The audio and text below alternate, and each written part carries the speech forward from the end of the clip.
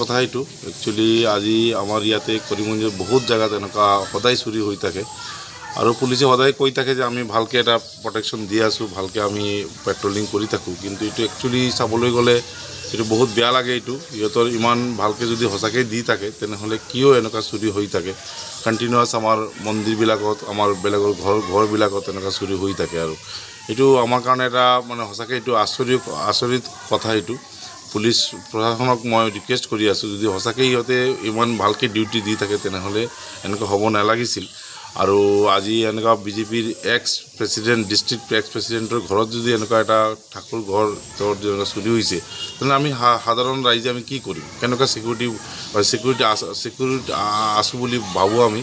এইটো সঁচাকৈ এইটো বহুত আমাৰ কাৰণে বেয়া খবৰ। এইটো মই এইটো বিচাৰোঁ, এইটো পুলিচ প্ৰশাসনক মই এইটো ৰিকুৱেষ্ট কৰি আছোঁ যে যিকোনো উপায় যেন সিহঁতে এই চোৰক ধৰি পেলাই এটা দৃষ্টান্তমূলক শাস্তি প্ৰদান কৰে, তেনেহ'লে আম জনতা অকণমান হ'লেও এটা নিশ্বাস পেলাব, এইটো যে অকণমান শান্তি পাব। আৰু এইটো তো মই এইটো ৰিকুৱেষ্ট কৰি আছোঁ পুলিচ প্ৰশাসনক যে সোনকালে যাতে সিহঁতে এইটো এটা চোৰ ধৰে আৰু তাৰ এটা শাস্তি প্ৰদান কৰে। আৰু টোপনি আহি গ'ল ৰাতি, কালি সোনকালে আমি আহিলোঁ, কিন্তু অলপ পাছত দেখিলোঁ যে ৰাতি মোটামুটি চবেই ঘৰত কালি আহিছোঁ আৰু আমাৰ যিটো ঠাকুৰ ঘৰ আছে সেইটো আপোনাৰ দৌৰ যিটো আছে সেইটো ভাঙিল।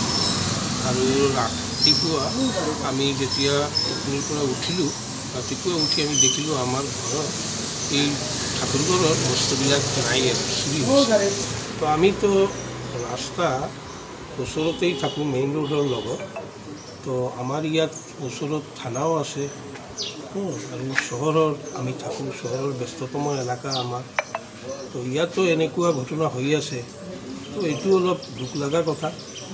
তো আমি আমাৰ প্ৰশাসন চবকে আমি অনুৰোধ কৰিম, এই বস্তুবিলাক ঘন ঘন হৈ আছে সদায় ইয়াত, এই ৰাস্তাত অলপ চাবলৈ আৰু ইয়াত অলপ আমাৰ প্ৰতি দৃষ্টি দিবলৈ তেখেতক অনুৰোধ কৰিম।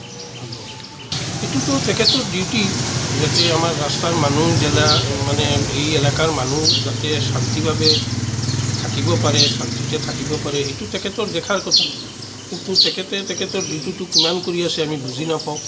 কিয়ৰ কাৰণে আমাৰ ইয়াত দেখি আছোঁ আমি যে আৰু চলি আছে সদায় এনেকুৱা ঘটনা।